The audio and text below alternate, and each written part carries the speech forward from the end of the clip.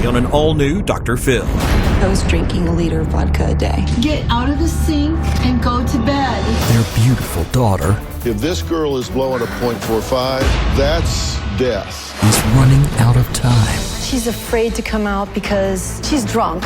You coddle her. I'm trying to save her life. She's back there drunk. What you've been doing hasn't worked. I'm going to go back there and talk to her. Let's do it. Have a good show, everybody. Here we go. This is a safe place to talk about hard things. Stand by. We'll count you down. Today's going to be a changing day in your life. 5, 4. I am not giving up on you.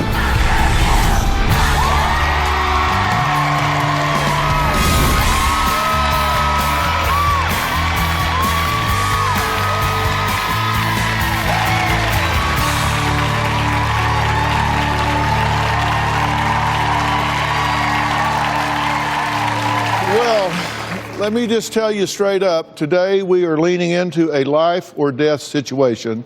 Something absolutely has to be done and done today. No, go to bed. Oh!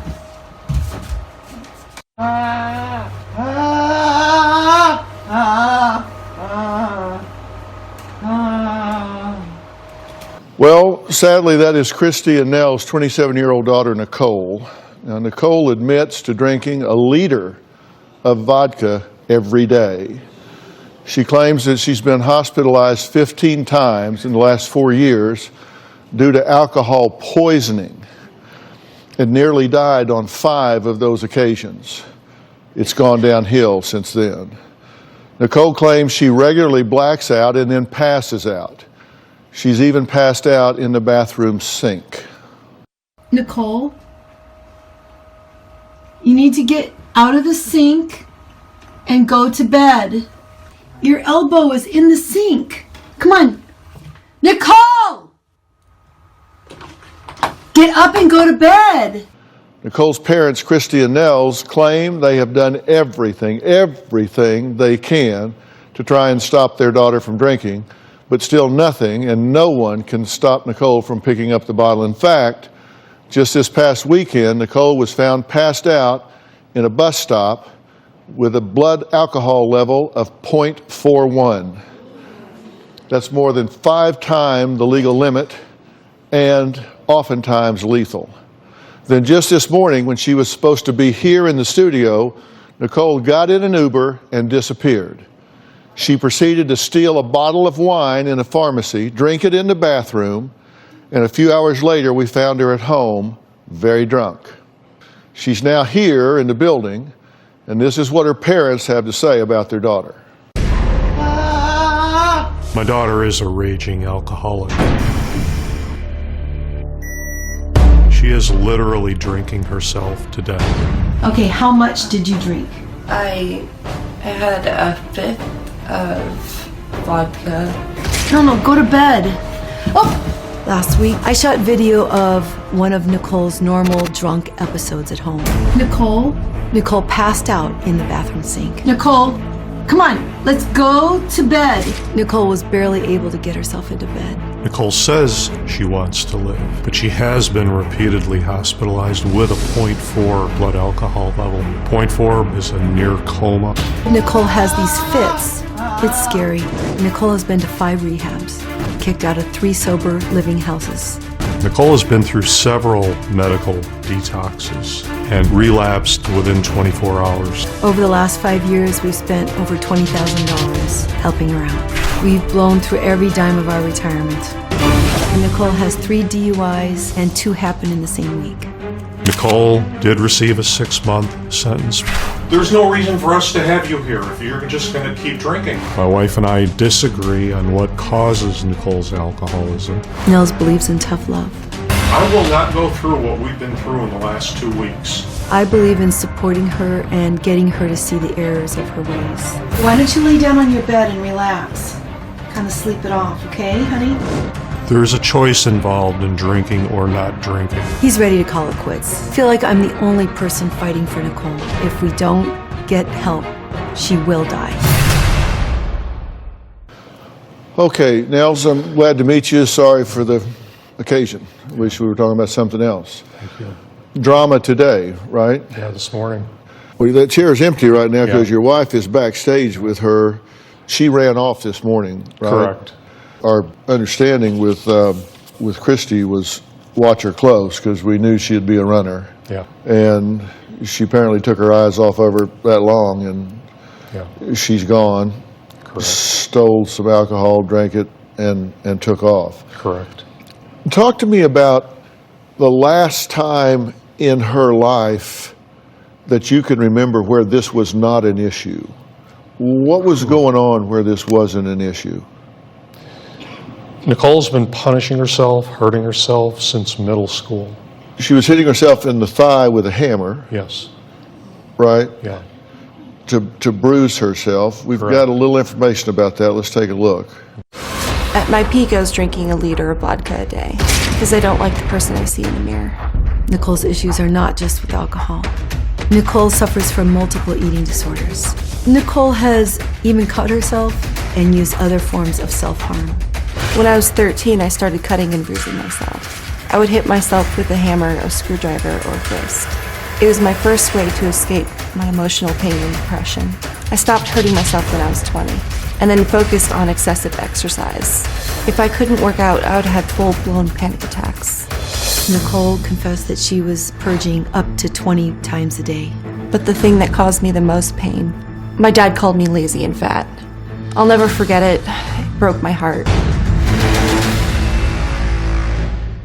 Now, there was something that Nicole said this morning in the car on the way back to the studio that I want you to look at and respond to, because I don't know her yet, so I want you to talk about it. Take a look. Michelle, We will help you. know the violence from Dad. What do you think? What do you think? Listen to me. Listen to me. Do you think I don't know? I listen. You did that, Bear. Run. Of course I did. What are they talking about? You'd have to ask Nicole and Michelle because there's been no violence. She's saying, you don't know about it. I had to bear the brunt of it. Bear the brunt of what? Please ask Nicole and Michelle.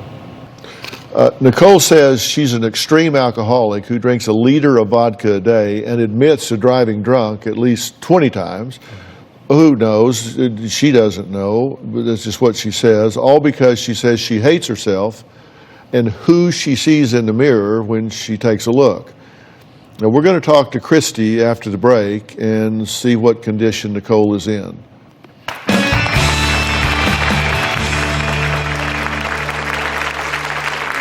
My addiction to alcohol has actually led me to almost die 5 times. I've received 3 DUIs. My drinking is so scary. Somehow I drove almost 2 miles while asleep. At times I've stolen booze from stores. I'm banned from Costco. And later, you leave her behind, you believe she's dead. If she's out here, you believe she Yeah. can live, and you left her back there. I tried. I begged her. I pulled on her. She's too strong. Go get the breathalyzer. We have a breathalyzer at home because we have made deals with Nicole that she's not supposed to drink. It's the only way we can monitor her alcohol intake. This past weekend, Nicole blew a .31. Nicole insists she hasn't been drinking, and yet we can smell it. She can't argue with a breathalyzer. Well, Christy and Nell say their 27-year-old daughter is an alcoholic who has been on her deathbed at least 5 different times. Now, she's been hospitalized a lot more than that. Now, Nicole admits she has a drinking problem. Her reason? Well, she says she hates looking into a mirror, and drinking helps her escape her perception of herself, her reality. Take a look.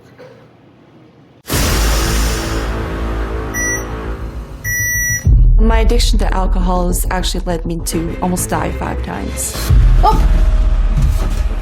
Please go to bed. I am manipulative, a compulsive liar, and completely self-destructive. I started drinking when I was 15 years old.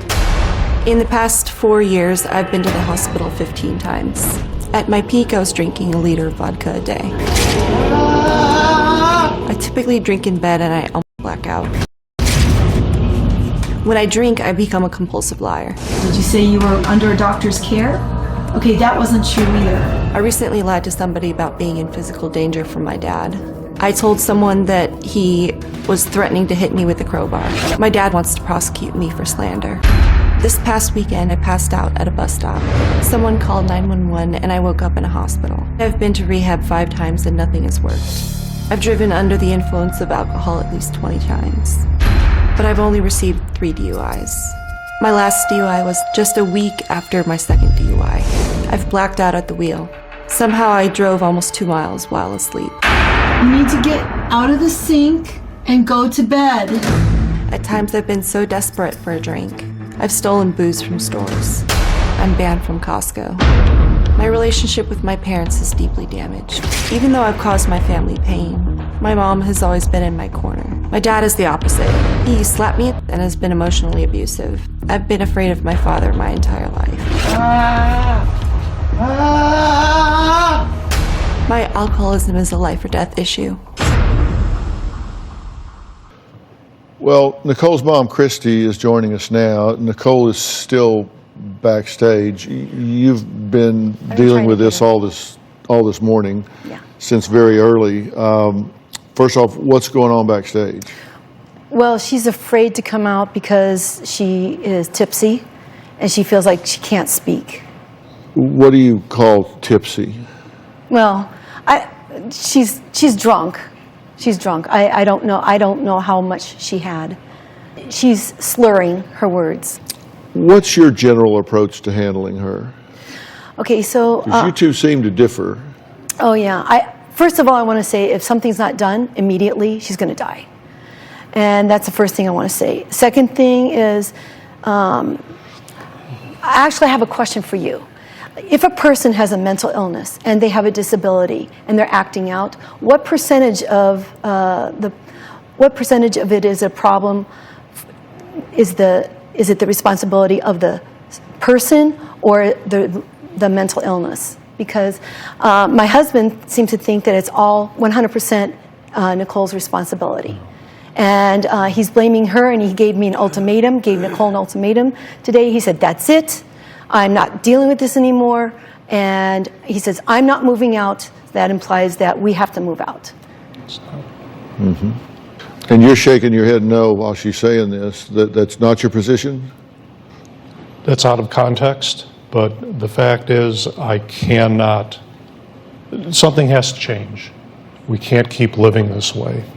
We can agree that your daughter is really facing a life-threatening disorder here, whether we call it disease, whatever we call the origin, she is in a life-threatening situation. Yeah. I mean, she could die today. Yeah. Tomorrow, you can be at the funeral home and picking out a casket for your daughter. It's that real. Do you get that? Oh, absolutely. Yeah. If this girl is blowing a .4, a .41, a .45, that's death. I know. I thought she was in a coma when I saw her on Saturday. Yeah. Well, she probably was. .4, which was just the last few days, increased respiratory difficulty, decreased heart rate, possible probable coma, death, possible death, probable death is coming up. I mean, this is serious. Yeah. She also has mental illness on top of this. Mm-hmm. We got to take a break right quick. When we come back, I want to talk to you about the difference between the irresistible impulse and the impulse not resisted.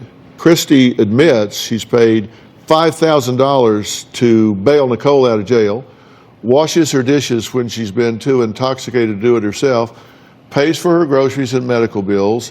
Is this contributing to her addiction, or is it helping her stay alive until they can find an answer? We'll discuss all that when we come back.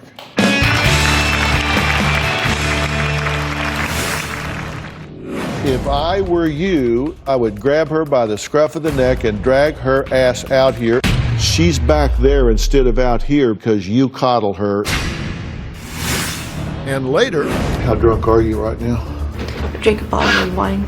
How are you feeling? Pretty Ashamed. If I don't stop, they will die. Christy and Nels say their 27-year-old daughter, who still lives with them, is ruining their marriage with her destructive behavior. I do not doubt that for 1 second. They say they've spent all of their retirement savings on bailing Nicole out of jail, rehab, detox facilities, lawyers, fine, just all the things that come with being in conflict with society and authority. I said I wanted to talk about first the difference between the irresistible impulse and the impulse not resisted. An irresistible impulse, which it was beyond their control to do what they did or not do what they didn't do. Was it just out of their control? Or was it just a powerful impulse that they chose not to resist? Okay. Now, is your theory that when she walks into a store and steals vodka and goes in the bathroom and drinks it, or steals wine and goes in the bathroom and drinks it, or gets in her car drunk and drives, that she doesn't know that that's wrong? I wouldn't say that. Okay, then that's an impulse not resisted. Is that an easy choice for her? Absolutely not. And if she is in a manic phase of bipolar 1, then her ability to modulate her impulses is greatly diminished. But I'm telling you right now, she's back there instead of out here because she knows she can get away with it because you coddle her, in my opinion.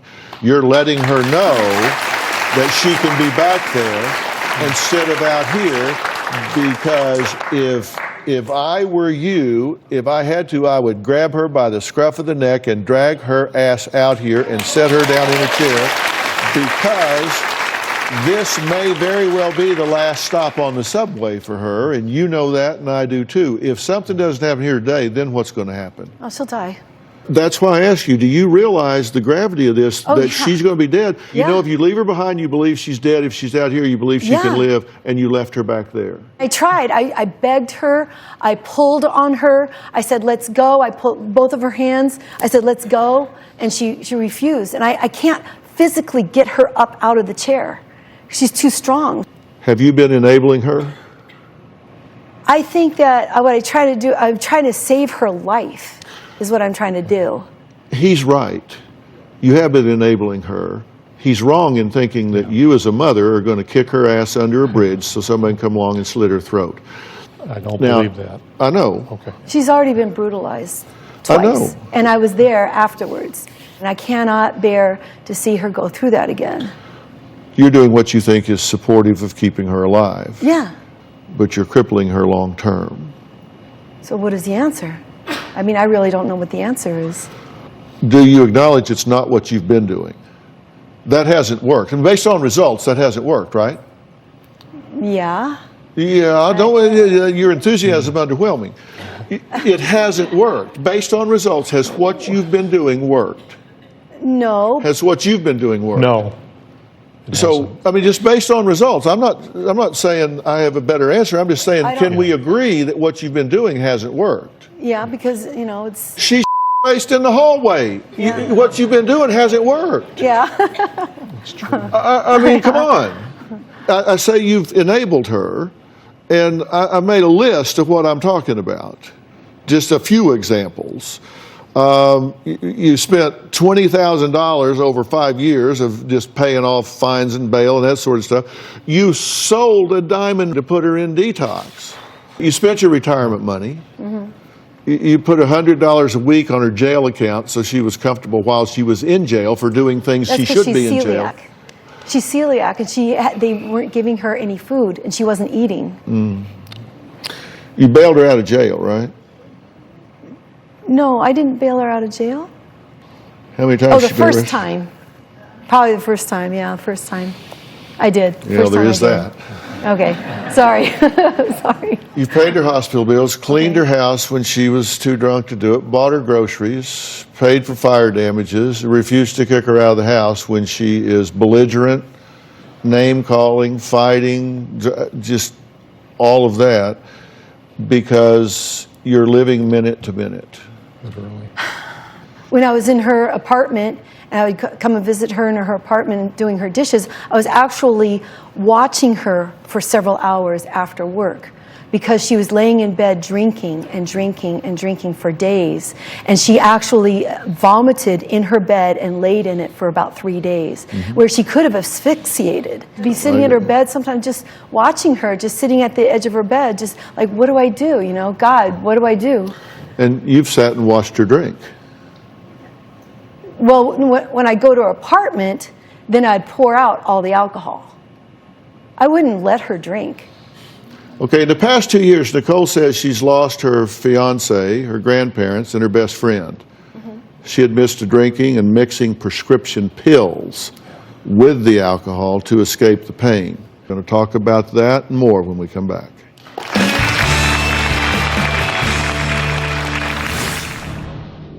Being sexually assaulted in the past has caused me to drink excessively, and it's caused a lot of emotional pain. Closed captioning provided by Nels and I have alcoholism on both sides of our family. I've been sober for 36 years. We both decided before we had kids we would not have alcohol in the house. We've stood by that family rule. My wife and I have made it clear to our children from a very early age there would be no alcohol in our home. We don't serve alcohol to guests. I have the same expectation of my daughter. It's ironic that today we have a daughter who's drinking herself to death. Well, Christy and Nell say their daughter was only 13 years old when her path to self-destruction began. Since then, she's been cutting herself. She's been purging, sometimes as much as 20 times a day. She's been hitting herself with a hammer. Now, when Christy referred earlier to Nicole being brutalized, here's what she was talking about. Being sexually assaulted in the past has caused me to drink excessively, and it's caused a lot of emotional pain and anguish in ways that I can't quite describe. I don't think Nicole can just stop her compulsive behavior. When she went to college, she had a lot of sexual partners with men and women. The guilt over those experiences caused her to purge a lot, about 20 times a day. Nicole's alcoholism is rooted in all her mental illnesses and compulsions.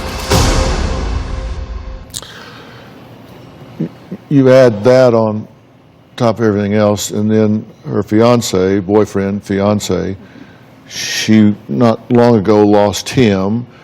He was having serious liver problems, and he died, alcohol related. So she has that loss. Correct. So I look at this, and have you made mistakes along the way? Of course you have, and you want me to tell you why you have? This is way above your pay grade. Right. I'm going to go back there and talk to her, and I don't do that.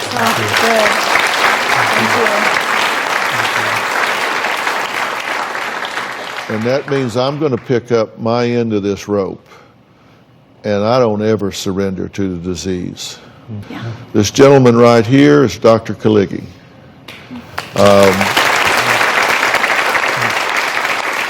When I saw how much she was spinning out of control this morning, I called Dr. Kaligi and I asked him, and he dropped what he was doing and drove an hour to get over here. Dr. Kaligi is the founder of Creative Care, and Creative Care is a dual diagnosis treatment center. It's in Calabasas. It's an intimate 6-bed facility. It's just a beautiful, beautiful place.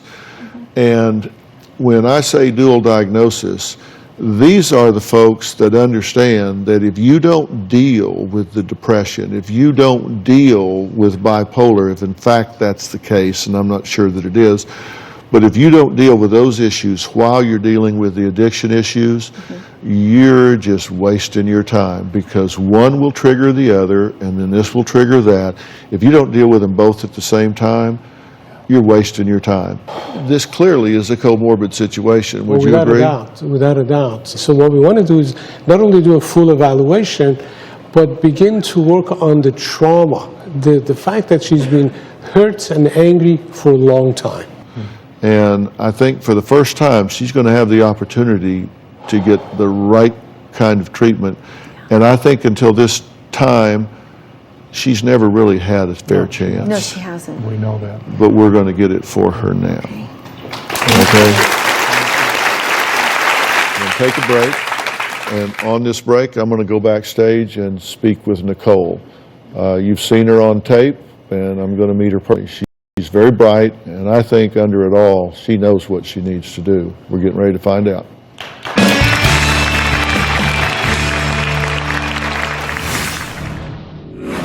I'm starting to feel the effects of withdrawals right now.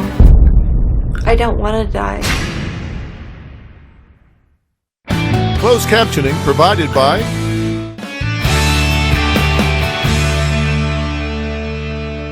Okay, I'm backstage. I'm headed to talk to Nicole. She's in a dressing room back here and refuses to come out. So we'll go see her.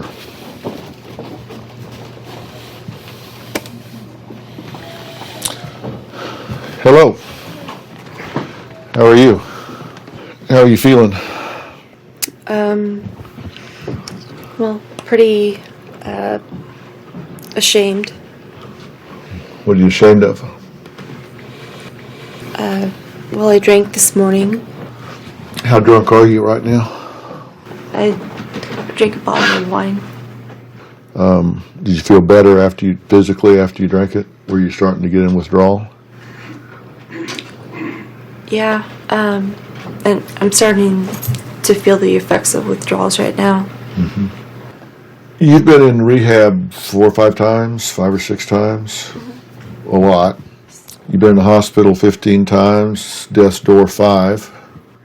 My question for you is, what do you think's going to happen if things continue the way they are? Well, I know it's pretty inevitable that if I don't stop, that I will die. Were you engaged? I was. He was a drinker? He was. I met him in rehab. Mm-hmm. Liver problems? Yeah. 20% functioning. Mm-hmm. It means your body's poisoning itself, and it is a horrible way to die. Yeah. And you've been close to doing that yourself, right? Mm-hmm. Does part of you want to do that? No, I don't want to die. I know that you've hurt yourself. I know you've cut yourself. I know you've hit yourself with a hammer. I know you've had body dysmorphia that's gone into an eating disorder. And I know that you have been brutalized with a sexual assault. I know that you have lost your soft place to fall in this world with somebody that you've loved. And I know that every one of those things is an open wound inside you that is just oozing and hurting. Festering. And I think it gets to a point where you don't really care too much how it turns out. And if you don't get into treatment that deals with all of that at one time, we're going to bury you before spring.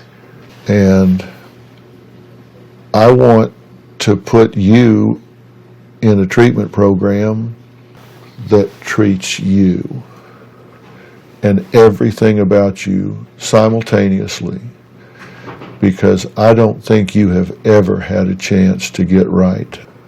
I think you'll do this one time right and move on with your life, and this will be done. And I'm here to tell you that I'm prepared to do that. I would really appreciate it. Because I know that I've needed help for a long time. I've been on death's door for a long time now. I've been very self-destructive. Well, I'm telling you what I think you need.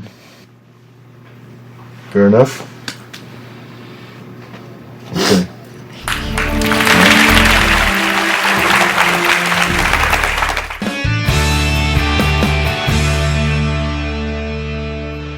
You guys were watching, right? I watched her face. I really believe that she will go for it and that she wants to get help. I really do. I think she will be successful if given the right treatment.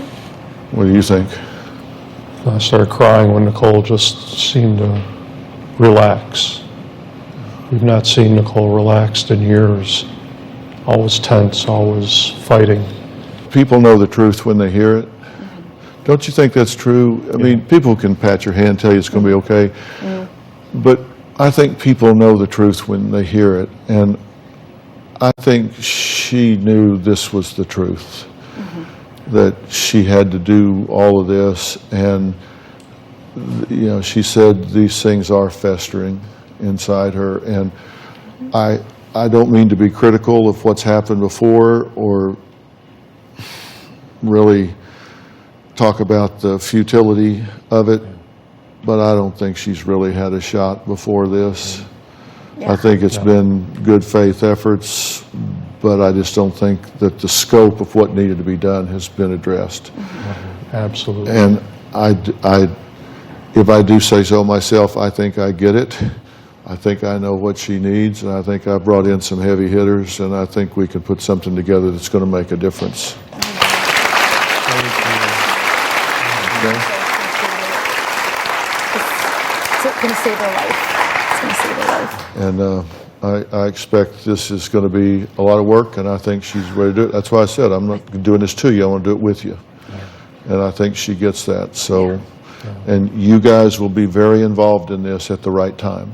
Okay, good. Okay, and they'll talk to you about family dynamics, and we'll get through all that. But that'll be a while. Okay. Right now, the first thing we got to do is, like I said, we want to find out where she is. I mean, neurologically and biochemically and hormonally, and it's, if you unscrewed the top of her head and looked in right now, it'd scare the hell out of you. So we're going to work on that. Let's find where she is, and then we'll get rolling, then you guys will be involved. Thank you so much. Okay? All right? All right? Okay. Are you glad you came? Oh, God, yes. All right. Good. All right. That's what I want to hear. Want happy people. That's right. All right. Coming up, my next guest is celebrating 8 birthdays and is hosting her annual holiday party. Find out what she wants for herself, most of all. We'll meet her next. All right.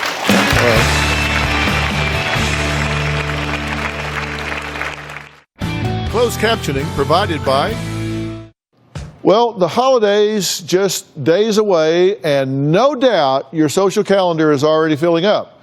But for my next guest, Rosh, this time of year is particularly stressful. Not only does she have holiday events, get this, she has 8 family birthdays between Thanksgiving and Christmas. 8! And Rosh says she needs lots of help to get party ready. Take a look. The holiday season is my favorite time of year. I have a huge holiday event coming up. It's my annual ornament exchange party with all my girlfriends. Everyone brings an unmarked ornament, but really it's not about the ornaments. It's really an excuse just to get these girls together. So, did you find a dress? This has become the one night where my girlfriends and I just get glammed up.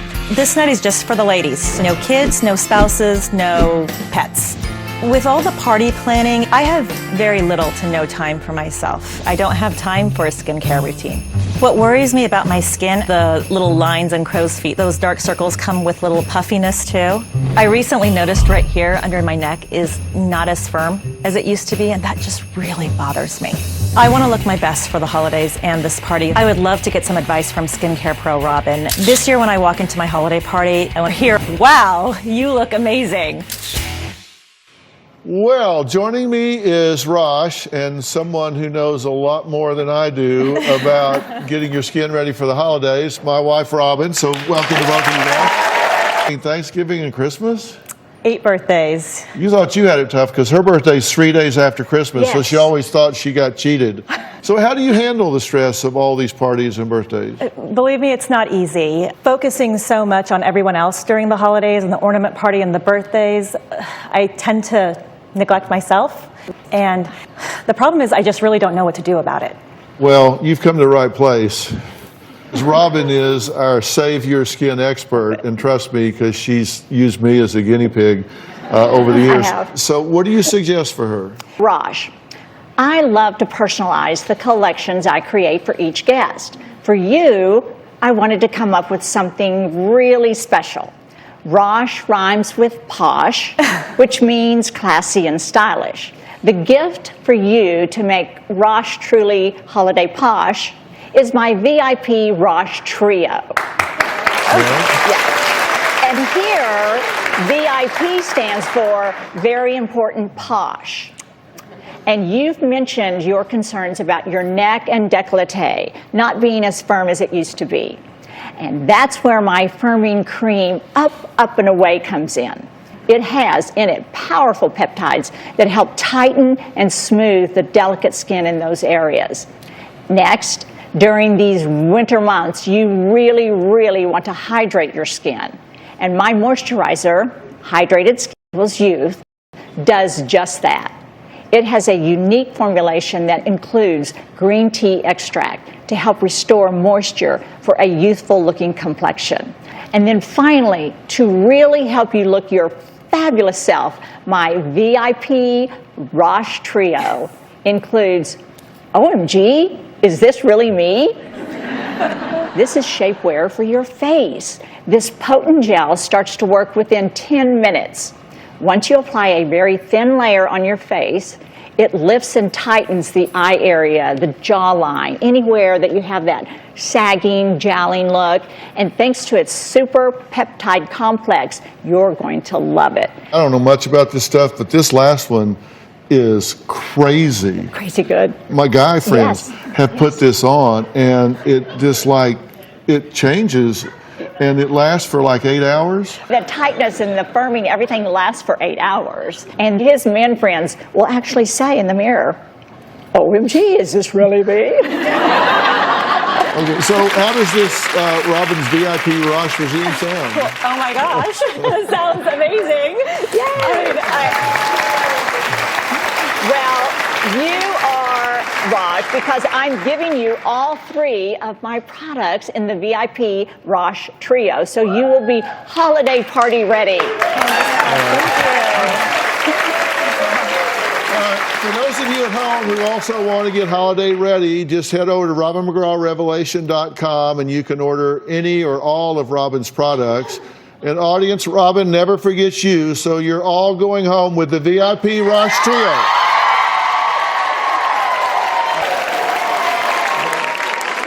Raj, you said because you have so many events and parties during the holidays, you neglect yourself. I strongly encourage you and all women to put yourself first. Take care of yourself so you can take care of others and those you love. And Robin actually created a physical reminder for women in her life and even patented it. It's her beautiful bow ring. I wear my bow ring every single day because I do believe in taking care of myself and not feeling guilty, instead celebrating my decision. And Raj, I want you to do the same. So I'm giving you one of my bow rings. Thank you. All right. Thank you. And yeah, you guys guessed it. You're all going home with your own bow ring. Okay? But wait, I'm not finished. Especially during the holidays, I love lighting candles around our home. They can make any room more festive. There's one candle in particular that I designed and named From My Heart to Yours. The top 2 notes are Blooming White Rose, which was my mother's favorite scent, and Evening Jasmine, which blooms right outside our kitchen door. This candle has a really special meaning because 100% of the net proceeds from the sale of this candle go to When Georgia Smiled, which is Robin's foundation to help women, children, and men live healthy, safe, and joy-filled lives. She supports shelters involving domestic violence and sexual assault. Raj, I want you to enjoy the amazing scent of this candle, so I'm giving you one, as well as everyone in the audience. All right. So you can find all of Robin's products, including her From My Heart to Your candles, and her bow ring at robinmcgrawrevelation.com. And by the way, this bow ring ships worldwide, so fellas, let her know she's first on your list too. It makes a great holiday gift. And Raj, I hope you and your family have a wonderful holiday season. Okay. I want to thank all of my guests today. We'll see you next time.